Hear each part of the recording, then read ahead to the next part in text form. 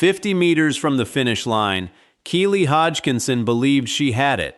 A home crowd on their feet inside a packed Alexander Stadium, a European title she had already won twice before, and a lead she had fought hard to hold on to through the first lap. Then a 22-year-old Swiss runner who had fallen flat on her face 2 days earlier came storming past her on the outside and never gave the lane back. Hodgkinson crossed the line in second. Not injured, not sick, not beaten by a fluke, just beaten on the night she wanted a home title more than almost anything else in her career. This is the story of how the fastest British woman to ever run the 800 meters lost the one race she said would mean nearly as much as an Olympic gold, and why that loss might be the most important thing that has happened to her all year.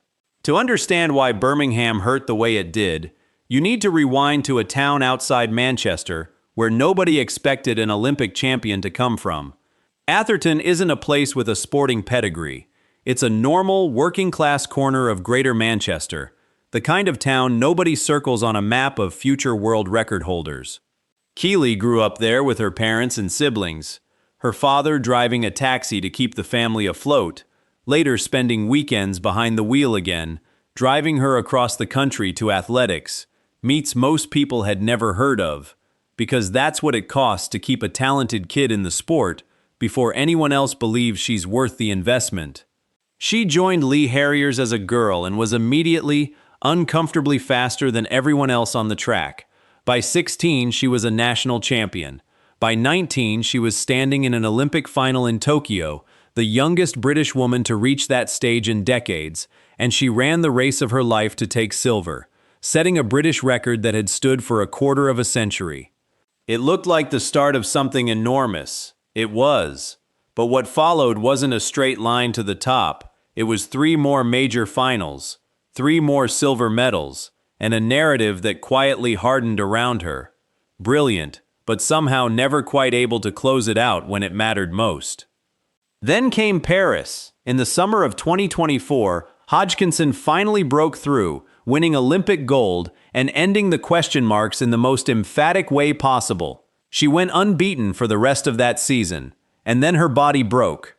A serious hamstring problem kept her out of competition for over a year, an Olympic champion reduced to rehab rooms and physio tables while the sport moved on without her. She came back in early 2026 with a vengeance that surprised almost everyone, herself included. In February in Lièvre, France, she ran 1 minute 54.87 seconds, smashing the women's indoor 800-meter world record on the very day of the year she was born, a record that had stood since before she took her first breath. A few weeks later, she added her first world indoor title in Poland. By any measure, this was the best possible version of a comeback season, until you ask what came next, because the outdoor season is where this story takes its sharpest turn. If a story about an athlete finally facing a rival who won't just roll over is the kind of thing that hooks you, this is exactly the channel for it. And there is a lot more still to unpack before we get to what happened on that home track in Birmingham. So make sure you're subscribed, because this comeback still has chapters left to write. Everyone assumed the next milestone on Hodgkinson's list would be Jarmila Kratochvilova's outdoor world record, a mark that has stood since 1983, longer than Hodgkinson has been alive, and one of the most stubborn records in the entire sport. Off the back of her indoor record and her world title, the belief inside her camp was real. She spoke openly about wanting to break it on home soil in London, in front of a British crowd, in the kind of moment that gets replayed for decades. She trained through what she called her healthiest winter in years. Everything pointed toward a summer of history. Instead, the outdoor season introduced her to someone the story hadn't accounted for. Audrey Werrow, a 22-year-old from Switzerland, had spent the year quietly climbing into the same conversation. She beat Hodgkinson outright in Stockholm despite the Brit running a national record that day, then lowered her own personal best to 1 minute 53.8 seconds, moving to third on the all-time list and putting herself, not just Hodgkinson, in range of Kratochvilova's untouched mark. When Hodgkinson lined up at the London Diamond League in front of her home fans hoping to attack the world record, conditions never aligned and she won the race in 1 minute 56.21 seconds. A solid time, but nowhere near the history she had been chasing. The record bid stalled. The rival kept rising. All of that set up Birmingham, the 2026 European Championships, on Hodgkinson's home turf, in a stadium she had said would mean almost as much to her as her Olympic gold. This was supposed to be the coronation, a third straight European title, delivered in front of family and a home crowd that had waited years to see her win a major title on British soil, having only managed silver the last time a major championship came to her own country. Then, 2 days before the final, something bizarre happened. In the semi-final, Werro was leading comfortably when she suddenly went down, tangled in her own legs with less than 200 meters to go, crashing hard to the track. She got back up, finished the race in 16th, and by all normal logic, her championship was over. Except her team appealed, arguing she'd been unfairly impeded, and officials agreed. Werro was reinstated into the final. Hodgkinson, informed of the decision before her own semi-final, was asked directly whether she wanted her biggest rival back in the race. She said yes. Genuinely, without hesitation, she said she wanted Werro in the final because she wanted the real competition, not a walkover. She would get exactly what she asked for, and it would cost her the gold medal. Friday night, Alexander Stadium, finally a full house after days of half-empty seats, had embarrassed the host championships. Werro shot to the front early, took control on the back straight before the bell, and simply never let it go. Hodgkinson stayed in touch, closing hard around the final bend, and for a moment, with 50 meters to run, it genuinely looked like she might reel her in. She didn't. Werro crossed the line first in a championship record of 1 minute 54.81 seconds. Hodgkinson took silver.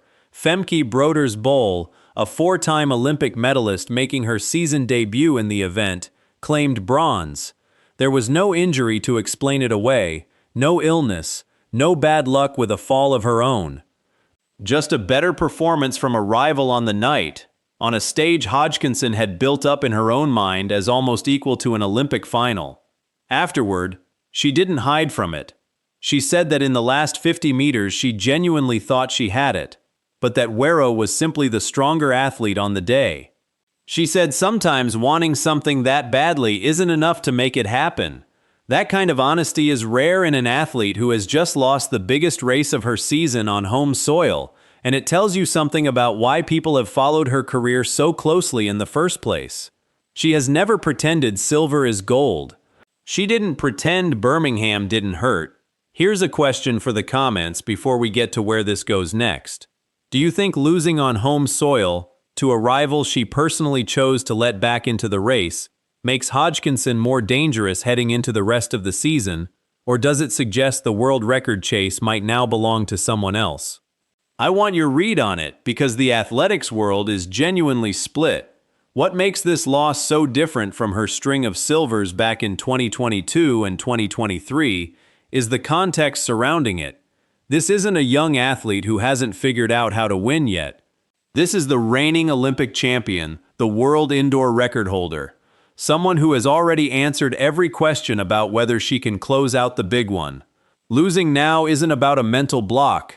It's about a genuine rival who has arrived at exactly the moment Hodgkinson looked unstoppable, and who is now chasing the same 1983 world record that used to look like Hodgkinson's alone to break.